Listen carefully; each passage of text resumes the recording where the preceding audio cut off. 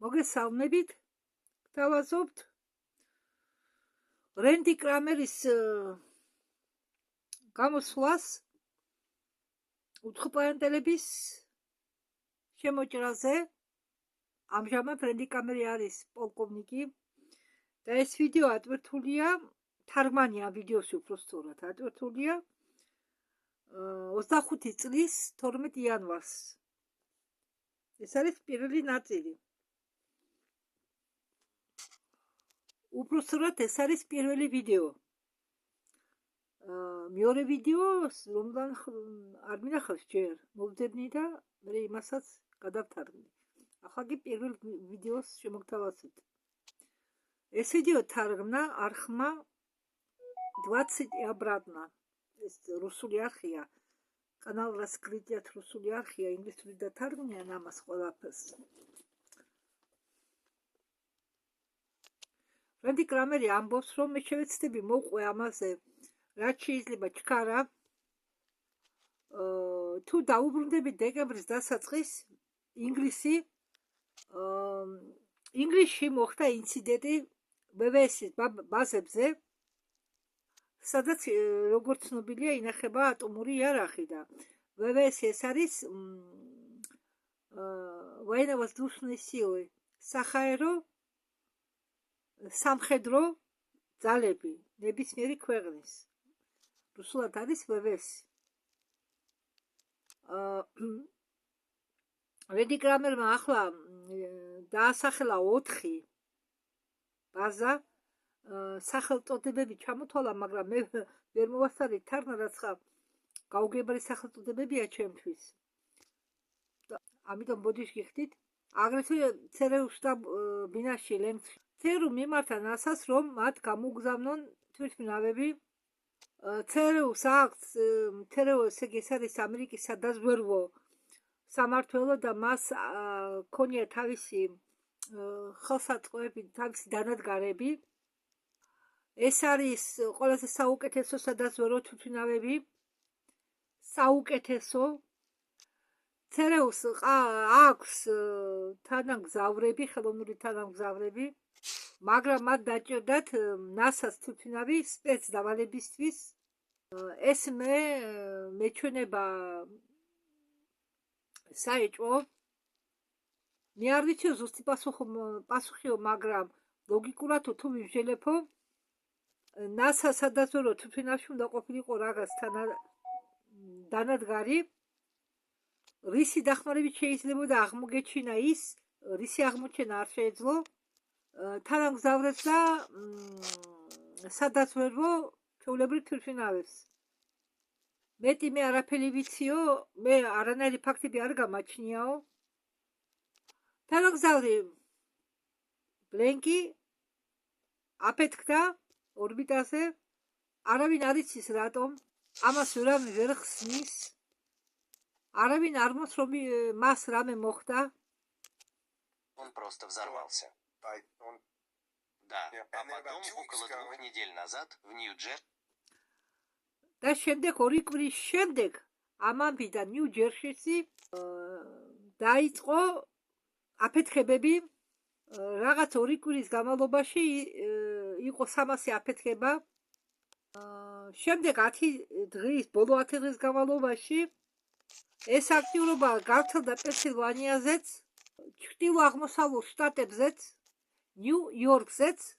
სტრატინალედის მერმა მისცა პრეს-კონფერენცია, რომელზეც იყო ძალიან გაცოფებული, რადგან ჩვენმა მეზობელმა გადაიხო ვიდეოზე რაღაც ობიექტი და მე მივხვდი, რომ ეს იყო 2 რიცხვში. მე ვიყავი პირდაპირ მის სახლის ზევით, მან ვერ მიიღო პასუხები ფედერალური ჩინოვნიკებისაგან. მერი და კონგრესმენები ჯერში იყვნენ, ნიუ-ჯერსი იგულისხმება და ისინი იყვნენ ძალიან აღელვებულები. პრეს-კონფერენციებზე ისინი ძალიან ბრაზობდნენ. მხოლოდ ნიუ-ჯერსის პოლიცია ცდილობდა, რაც შეიძლება მეტი ინფორმაცია შეეგროვებინა და წარედგინა ისინი ფართო პუბლიკაზე. მათ ჩაატარეს უდიდესი სამუშაო, ღრმა სამუშაო. ინფორმაციის დონე, რომელსაც გვაცდის ფედერალური წყარო დაწყებული აღმასრულებელი ხელისუფლებისაგან, ფებერისაგან და ასე შემდეგ სრული სისულელეა.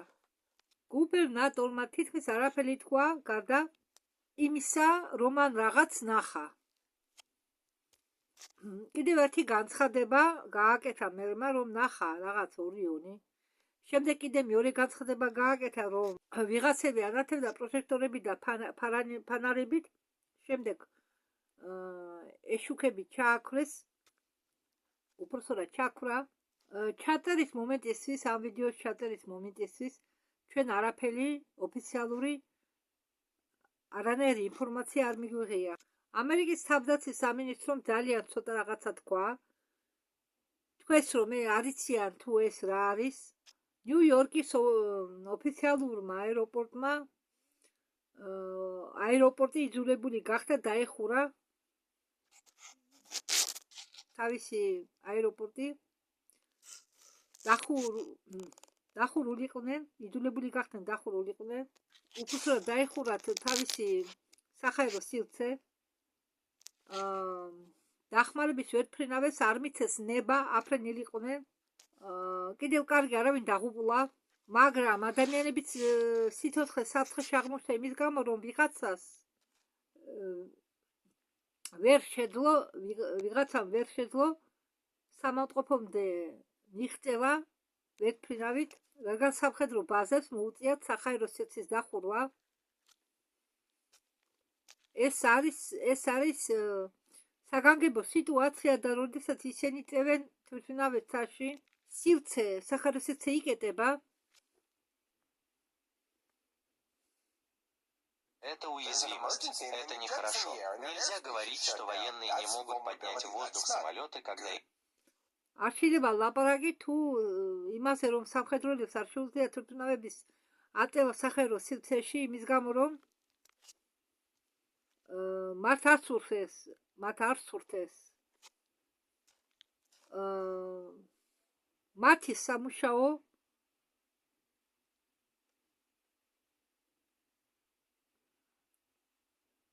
ზუსტად ამაში მდებარეობს, რომ პირველივე საჭიროების ამებრ თვითმფრინავები ააფრინონ საჰაერო სივრცეში. ნებისმიერ დროს 24 საათის განმავლობაში, დღისი და ღამით. 365 დღე წელიწადში. ეს გაწერილია მათ თანამდებობრივ მოვალეობებში. არ შეიძლება საუბარი იმაზე, რომ არავის არ იმუქრება საფრთხე, როდესაც ეს ხელს უშლის ნორმალურ სამოქალაქო და სამხედრო საქმიანობას. და არ არის გასამართლებელი საბუთი თქვენ, რომ ამბობთ თითქოს არაფერი არ იცით, როდესაც სინამდვილეში თქვენ იცით მეტი, მაგრამ არ ლაპარაკობთ. ჩვენ რომ არ ცუდნოდა თუ ვინ იყო, რა იყო ეს და რომ ყოფილიყო ეს ჩვენთვის გაუგებარი მტერი, ჩვენ მათ ჩამოვაგდებდით. ამბობს ენდი კრამერი, მაგრამ და რადგან ჩვენ ვარ ვთქვით ამ უცხო ეგრეთ წოდებული საფრენი აპარატების ჩამოსაგდებად, იმ რაღაცის ჩამოსაგდებად, ესე იგი, ეს არ არის საუკეთესო ტაქტიკა და მე მინდა დავამატო, რომ ესე იგი მაგათმა იციან თუ ამას ვინ აკეთებს. ხო? მაგათმა იმაზე მეტი იციან, რაზეც საუბრობენ. ასე რომ ფედერალური სახელმწიფოსგან ჩვენ გვესცეს მხოლოდ ის, რასაც უწოდებენ უაზრო პასუხებს. ერთადერთი გამონაკლისი გახდა ბრიფინგი, რომელიც საჯაჭვო საქმეებთან, ესე იგი, დაკავშირებული სენატი ჩაატარა безопасности უსაფრთხოების სამინისტროს წარმომადგენლებთან და რომელიც გაგრძელდა 3 საათნახევარი. მე ფიქრობ, რომ ეს იქნება უფრო ხანძლივი ბრიფინგი ვიდრე ის 30-40 წუთი, რომელზეც საუბრობდნენ სამინისტროში შიდა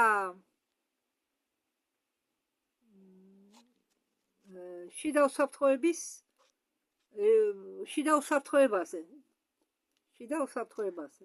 მაგრამ ეს არის მხოლოდ უაზრო ციტატები და უაზრო ბრიფინგები და ის 3 საათიანი ბრიფინგი, რომელსაც ისინი ატარებენ სენატთან, საჯაშუშო გამოძიების სენატთან, უფრო ინფორმატიულია. მაგრამ კომიტეტის წევრები არიან ძალიან თავშეკავებულები და არაფერს ამბობენ. ბერნი სანდერსმა მისცა ინტერვიუ, ძალიან საინტერესო ინტერვიუ. ის გამოიყურებოდა თავშეკავებული, თავდაჯერებული და აგრეთვე გაოცებული, როდესაც მას კითხეს, იცოდა მან თუ არა რამე ამის შესახებ, მან უპასუხა, რომ წარმოდგენა არ აქვს. რა ხდება? იმის გარდა, რაც წაიკითხა გაზეთებში. მაგრამ ეს არის სიცრუე. იყო კიდევ ერთი ბრიფინგი კონგრესისთვის, რომელიც იყო უაზრო. მას ყავს მეგობრები სენატში. თუნდაც სენატორები დუმდნენ ჟურნალისტების წინაშე, ეს არ ნიშნავს, რომ ისინი არ ჩორჩულებენ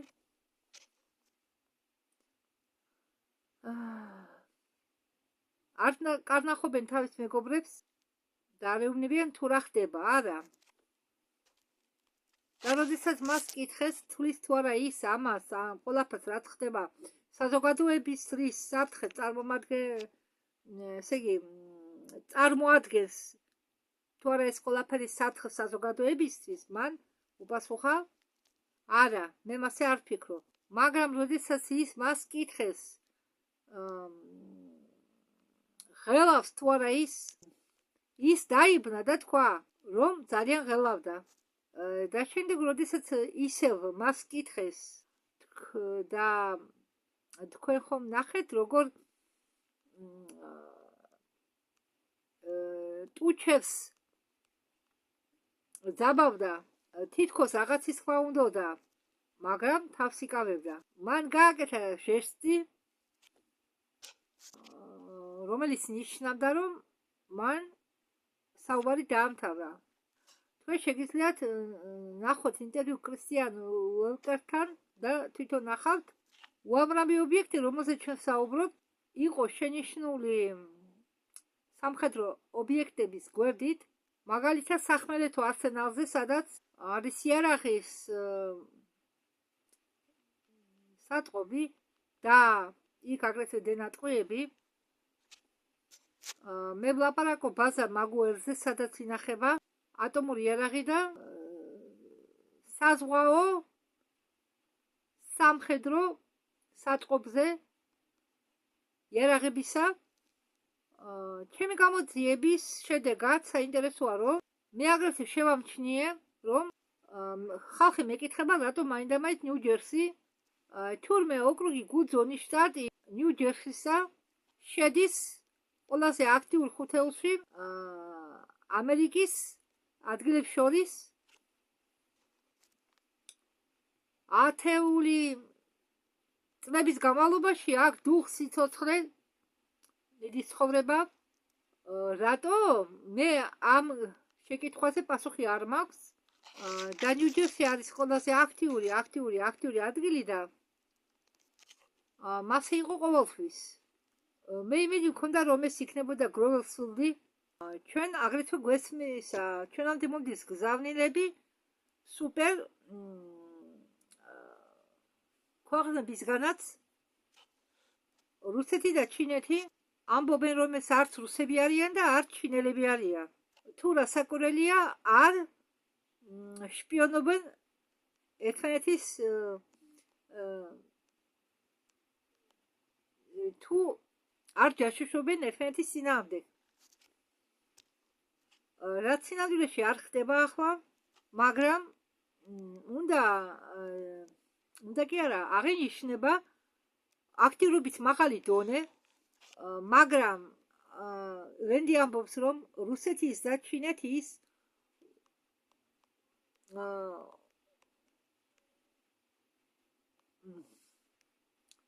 უფრინა ესა, ხო, უფრინავო.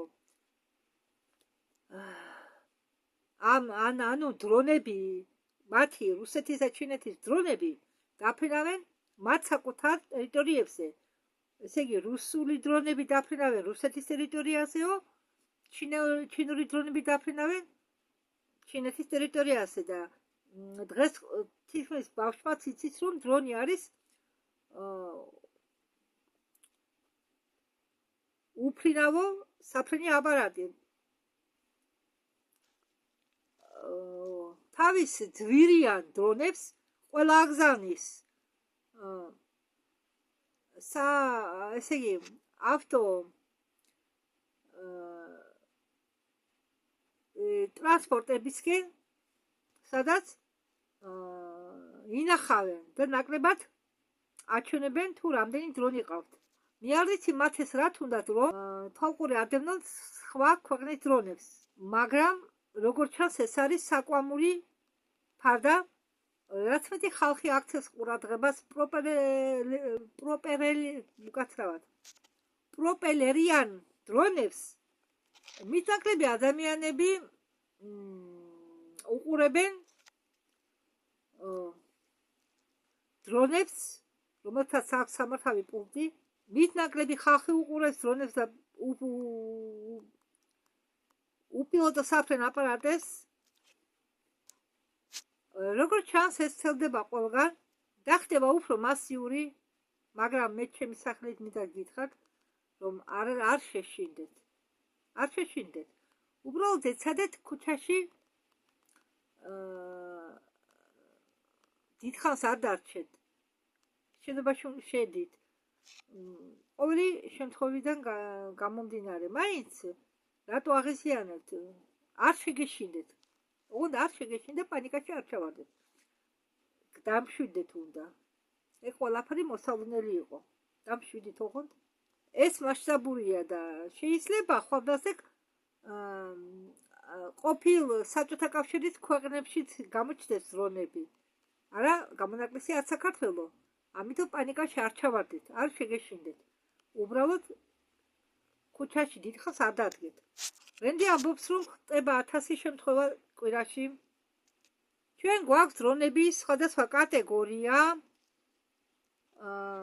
მაგალითად დრონი ფიქსირებული ფრთებით, რომელიც გავლარიან პატარა თვითმფრინავებს. წარმოიდგინეთ დიდი სათამაშო თვითმფრინავი, მასში ასე თვითმფრინავებში ძალიან პატარა ადგილია პილოტისთვის, მაგრამ ხო, პილოტი თუ არ ჩაეტია, საკურველია, რადგან ისეთი პატარა ადგილია 12 დიუმი. ამ რაღაცებს აგრეთვე აქვთ პროპელერები და ატყობილი აქვს. მათ მართავენ სააგენტოები, თორემ სხვა შემთხვევაში ისინი დიდი ხანის ჩამოგდებული იქნებოდნენ. ან განადგურებული იქნებოდნენ. ერთადერთი მეთოდი,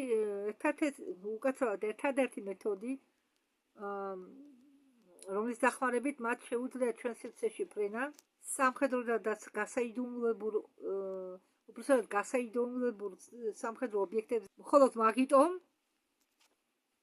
რომ გვეკუთვნის ჩვენ, რენდი კრამერი გულისხმობს ამერიკას. მათ არ შეუძლიათ იყვნენ წარმოადგენდნენ რამე სხვას და აგრძელებდნენ ფრენას ასე ხანძრივად. არ არის სხვა მიზეზი თუ რატომ ვზივართ ჩვენ ხელდაწყობილები, სანამ რომელიღაც საშპიონო ობიექტი თვალს უტარებს ჩვენ სამხედრო ობიექტებს და საიდუმლო ნაგებობებს. ჩვენ მასე არ მოვიქცეოდით. ჩვენ რო ასე მოქცეულიყავით, ეს ნიშნავდა, რომ ჩვენ ვიქნებოდით არაკომპეტენტურები. ისტორიულად ეს ყოველთვის იყო სიმართლე.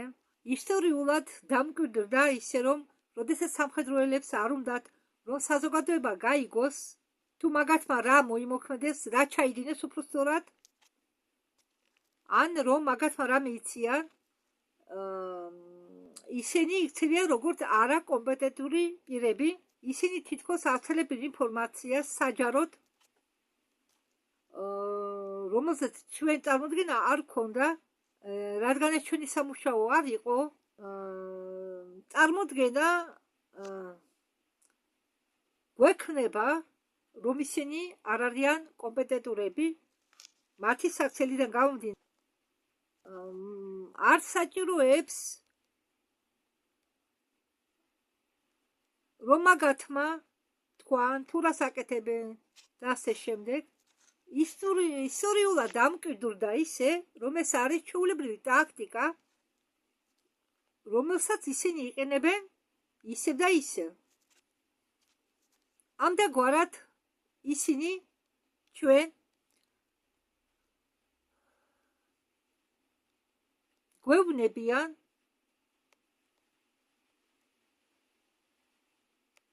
გვაგრძნობინებენ, რომ ამ მომენტში ისინი არ არიან კომპეტენტური პირები. ბევრმა არ იცის თუ ჩვენ სამხედროელები რით ვართ დაკავებული. ეს არის იმის ნიშანი, რომ ისინი მალავენ რაღაც მნიშვნელოვან ინფორმაციას, რადგან საწინააღმდეგო შემთხვევაში ეს არის განსაზღვრული რაღაცები, ვიდრე ამაზე იტყვი რამეს. ეს რომ ყოფილიყო უბრალოდ სიმართლე, უბრალოდ ჭეშმარიტება, შენ შეიგნებდი ამას. მაგალითად, ჯონ კირბი ისე საუბრობდა თითქოს უკაცრავად და შარვალში ქნა. ხომ გულისხმობ? აი ეს გულისხმა რენდი კრამერმა და ხა მე ვერ ვიტყვი რომ ვიდეო არ დაბლოკონ მაგიტო. ბერნის ანდერსენი იქცევა ისე, თითქოს მის შარვალშიც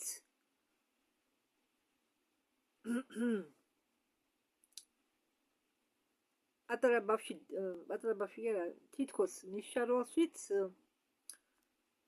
თავის შარვალში დიდზე გავიდა. მე მაგალითად თვალი არ მომიკრავს სამვარსკვლავიან გენერალ სამხედრო საჰაერო ძალებისა, რომელმაც ჩაატარა ბრიფინგი. მაპატიეთ მე რენდი კრამერის სიტყვებს ვიმეორებ, რომ ეს გენერალიც დიდზე გავიდა შარვალში, რომელიც მარჯვნიდან მარცხნივ სრულობდა ასეთ რაღაცებს, როგორც მაგალითად კი არა, პირდაპირ ამბობდა ეს გენერალი, რომ არის N რაოდენობის საკომერციო, უბრალოდ მაპატიეთ, N რაოდენობის კომერციული დრონები, ეს უსაფრთხო აპარატები. და ეს ხსნისო იმ რაოდენობას, რომელსაც ჩვენ ვაკვირდებითო. და არის წესი ფა, რომელიც ეხება ამ დრონებს, რომ კომერციული პირადი სამოქალაქო დრონები ღამის დადგომასთან ერთად უბრალოდ არ შეუძლიათ მუშაობა ღამის პერიოდში. ღამით ვერ მუშაობენ თურმე. ეს კომერციული სამოქალაქო და პირადი დრონები მათი მუშაობა ღამით შეუძლებელია, ვერ მუშაობენ. და ამ ობიექტების სიახლოვესაც ვერ მუშაობენ სამოქალაქო და პირადი და საკომერციული დრონები. ამ ობიექტების გოდითაც ვერ მუშაობენ. ყველაფერი რაც იწონის 50 ფუტზე მეტს, უნდა კონდეს სპეციალური ნებართვა. დრონები, ეს პირადი დრონები,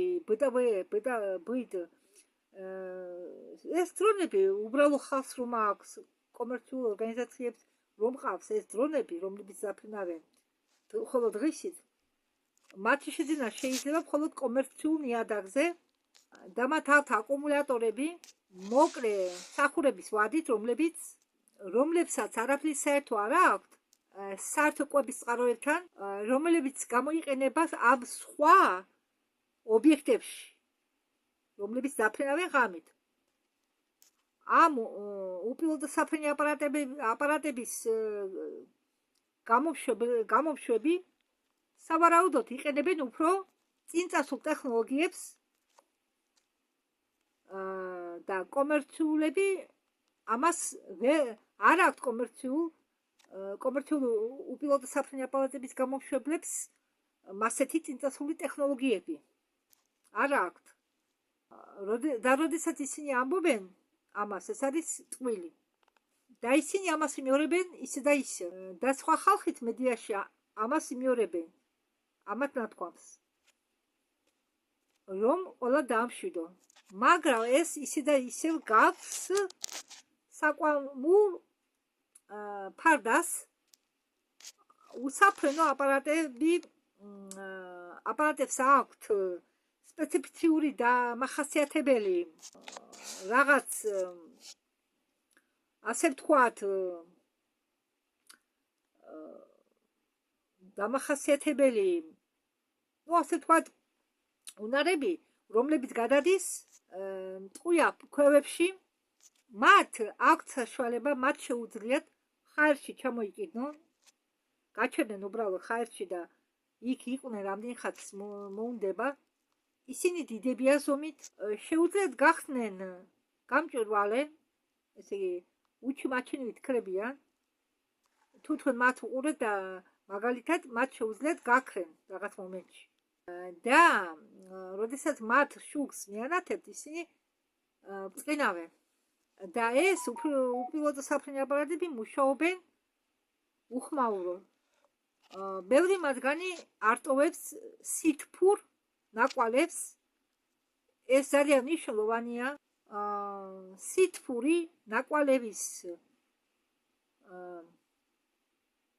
არ ქონა არ ნიშნავს მხოლოდ იმას, რომ თქვენ სითფოს ვერ გენერირებთ,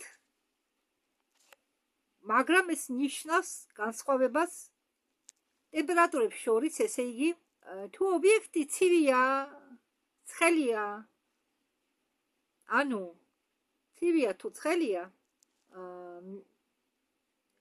იმ ხარისგან, რომელიც მას გარშემო ახვევია,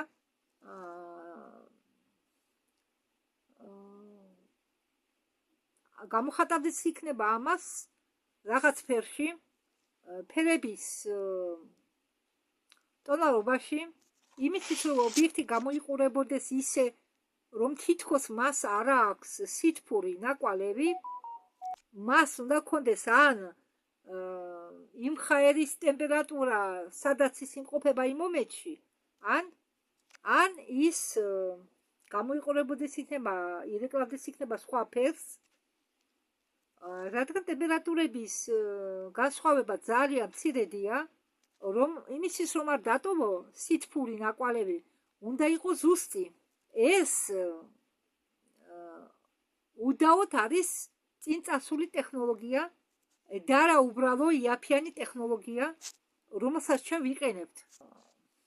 სავარაუდო კი არა, ნათელია თუ იმ ტექნოლოგიას, რომელსაც ჩვენ ვიყენებთ ბაზებზე, არ ფლობენ ასეთი საშუალებებით. ისინი დაფრინავენ სიმაღლეზე 15-დან 20 დაფრინავენ სიმაღლეზე 15-20 ფუტი, რაც ნებადართულზე მეტი სიმაღლეა საერთო დრონებისთვის, ჩვეულებრივი დრონებისთვის. იგივე წესების მიხედვით 400-500 ფუტი ეს რაც არის, ამაზე მაღლა არის კანონის დარღვევა. და ეს არის კიდევ ერთი მიზეზი, თუ ჩვენ რატომ ვიცით ის, რომ მასეთი დრონები არ გამოიყენება კომერციულ მიზნებისთვის. არსებობს აგრეთვე სიგნალები, რომლებიც თქვენ საბშაით გიმესიჯებენ, გიგზავნიან დრონები, რომლებიც გამოიყენება კომერციულ მიზნებში, ნიუ-ჯერსის შტატში და სხვა ამერიკის სხვა შტატებში თქვენ უნდა გქონდეთ ტრანსპადორი, ეს არის არ ვიცი, ტრანსპადორი. ეს არის სიგნალი, რომელიც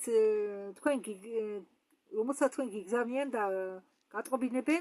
თუ თქვენ გაქვთ ერთ-ერთი პრილაშენიე, იგივე პრილაშენიება და დრონებისთვის, ის გაჩვენებს თქვენ რა ობიექტია ცაში და ეგრეთ წოდებული შეცდომითი იდენტიფიკაცია არ არის შეცდომითი. რადგან ადამიანები, რომლებიც უყურებენ უკაცრავად, მე ვიზახდი პრილაშენიას და პრილაშენი არის დანართი ქართულად. და ეს დანართები გეუბნებიან თქვენ თუ რა იმყოფება ცაში, თვითმფრინავია თუ რა, თუ ერთფრინავი, თუ სამოქალაქო დრონი. რადგან ჩემი დანართი მე მეუბნება რომ ისინი არ არიან ჩემ დანართში, რადგან ის არ ჩანს. რადგან ეს ობიექტები არ არის ფას მიერ დაფიქსირებული. ეს ისევ მიგვანიშნებს იმაზე, რომ ისინი დაფრინავენ არაკანონიერად. ერთადერთი მეთოდი, რომლის დახმარებით ისინი დაფრინავენ არაკანონიერად, გააგრძელონ ფრენა და მათი ოპერატორი რომ იყოს სამხედრო ჯაშუში, რომელიც მუშაობს საჯაშუშო ორგანიზაციაზე, სხვა შემთხვევაში მათ უფლებას არ მიცემდნენ რომ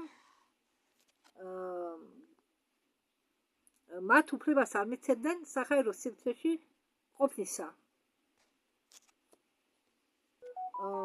ზოგი ადამიანები ხედავენ პლაზმის ლურჯ განსხვავებას. ეს არის მიზეზი იმისა, რომ ჩვენ საუბრობთ ამ უცნობ ობიექტებზე. ბევრი იყო იმის მოწმე, ეს ამ უცნობ ობიექტები როგორ ჩადიოდნენ წყალში და როგორ ამოდიოდნენ წყლიდან. შტატის პოლიციელები ხედავდნენ, როგორ 50 ეს ამ უცნობი ობიექტები გამოფრინდნენ ოკეანიდან და ისინი იყვნენ ერთდროულად დიდი რაოდენობით ბევრი. როდესაც მე ვეკითხებოდი ჩემ თავს, ის დიდი NLO ხომ არ არის, რომელსაც მე დიდი ხანია ვახსენებ, რაც მეტი ინფორმაციას ღებულობდი მე, მეც ვიგედი და ვინერებდი. და ჩემი პროგნოზები უფრო ზუსტდებოდა. თავიდან მე მეგონა, რომ ამის ასე ვთქვათ სიმართლე შეადგენდა მიახლოებით 40%. ეს დიდი შანსია. შემდეგ 50% გახდა. შემდეგ პროცედურა იმადა გახდა 60, 70, 80 და შემდეგ მე მითხრე, აგერ არის შესაძლებლობების ფანჯარა. შემდეგ 40-ის ან სადღაც 78 საათის განმავლობაში მე მივიღე გამოწმება იმისა, რომ ეს მასია. შემდეგ არის კითხვა, რომელიც აწუხებს ბევრს, რა არის ეს, რა ხდება, რა იქნება. მე არაერთხელ მithქვამს, რომ ეს იქნება არეულობა, გაუგებრობა. ზოგი ადამიანი ხას უსვამს, რომ ეს იქნება სიყალბე. მე აგრეთვე ვივარაუდე, რომ ეს იქნება ონის უბრალოდ გაეროს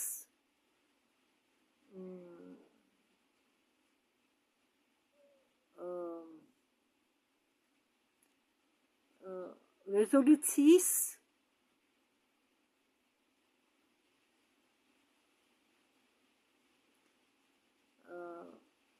როგორ ვთქვა требование.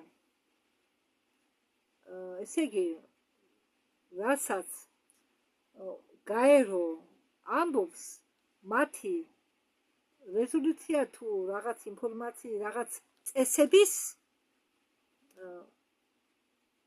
ასრულება უნდა მოახდინო. და ჩვენ გვაიძულებდნენ იქნება კანონი დავიცვათ. მაგრამ სიმართლე რაში შედგება? მე ხალხს ვუჭერ ჩემი წარსულ ვიდეოებში, რაც მე განცხადებები მაქვს გაკეთებული, ისევ მაგას მივყვები და ჩემ ნათქვამს არ გადავუხვევ. ისევ მაგ აზრზე დგავარ. მე ხალხს ვუჭერ ორ რაღაცას. ახლა მე მგონია უფრო დარწმუნებული ვარ მაგაში, რომ სამოქალაქო მოსახლეობის რისკი, საშიშროება უпростоრად, რომ სამოქალაქო მოსახლეობას საშიშროება არ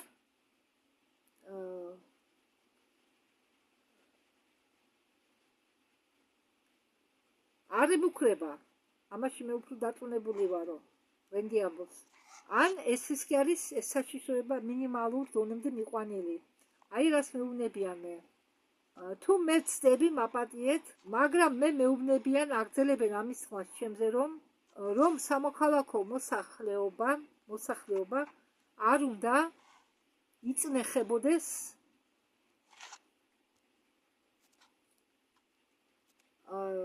სტრესის ხრიდან, ესე იგი ხანძლივად. დიდი ხანი, ესე იგი რაღაც ეს დასტრესვა არ უნდა გაგრძელდეს დიდი ხნით. მესმის თუ არა, მე ეს რას ნიშნავს? არა, არ მესმის. მაგრამ მე მგონი ეს არ ნიშნავს იმას, რომ ადამიანებმა უნდა გაიკეთონ წყლის და საკვების მარაგი, ერთითვის მარაგი მაინც, ან რომ ადამიანები მოსახლეობა უნდა შეიარაღდეს. მე არ ვთვლი, რომ აუცილებლობა ეს გააკეთო. უბრალოდ მე ვთვლი, რომ მარაგი, საკვების და წყლის მარაგის გაკეთება შეუძლია ნებისმიერ იმის მიუხედავად დედამიწის რომელ კუთხეში ცხოვრობს. მე ვფიქრობ, რომ რაღაც საკვების მარაგი და წყლის მარაგი უნდა გაგაჩნდეს ადამიანს ყოველთვის. რაღაც დღე რომ გეყოფა იმდენი და სანთლები, ასათი, მარილი და ამდაგვარი რაღაცა. მაგრამ მე არ ვთვლი, რომ ჩვენ უნდა მოვემზადოთ კატასტროფისთვის. მაგრამ თუ მე ვწდები, წუხვარ, მაგრამ ეს ის ინფორმაცია, რომელსაც მე ვღებულობ და გადმოგცემთ თქვენ. თუმცა მე მესმის, რომ სამოქალაქო მოსახლეობა არ იმყოფება საფრთხის ქვეშ, მაგრამ ეს იმას არ ნიშნავს, რომ შეიძლება სამოქალაქო მოსახლეობის შორის არ იქნება ცხოვრებული. მაგრამ ეს არ ნიშნავს, რომ სამოქალაქო მოსახლეობა საერთოდ ქვეყნების მოსახლეობა არის მიზანში ამოყვანილი. სამხედროელები ეს სხვა საქმეა. ეს ცალკე ისტორია, ამიტომ თქვენ თუ სამხედროელი ხართ, ჩემი რჩევა იქნება მოემზადეთ ბრძოლისთვის. მე არ ვიცი ეს რა ბრძოლაა და რამდენად ხანძრებად გაგრძელდება. მე არ ვიცი. კარგი იქნება წინამდებობა გავუწიოთ, ვებრძოლოთ მაგათ, თუ ჩავბარდეთ ტყვედ. მე ახლა ვერაფერს ვერ ვიტყვი, მაგრამ თუ მე ზუსტად გავიგე, თუ დაიწყება კონფლიქტები, რა იქნება შემდგომ, ეს იქნება დაკავშირებული სამხედრო დაზვერვასთან, ჯაშუშობასთან, რომლებიც მოლაპარაკების შეთანხმებას არ შეასრულებენ და არ ღვევენ. ვინ არის სწორი? მე ვსაუბრობ უბრალოდ გამოვხატავ ჩემ აზრს, ამბობს ლედი კრამერი. მაგრამ შეიძლება ინფორმაცია სხვა რაღაცაშიც იყოს. მაგრამ მე გამოვთქვი ჩემი აზრი. იმ ინფორმაციის წყაროდან გამომდინარე, რომელმაც მე მომაცდინა ეს ინფორმაცია. ხოდა მე ახლა ჩემი სახელით ვთქვა, რომ პანიკაში არ ჩავარდეთ. დამშვიდით, თავარია სიმშვიდე.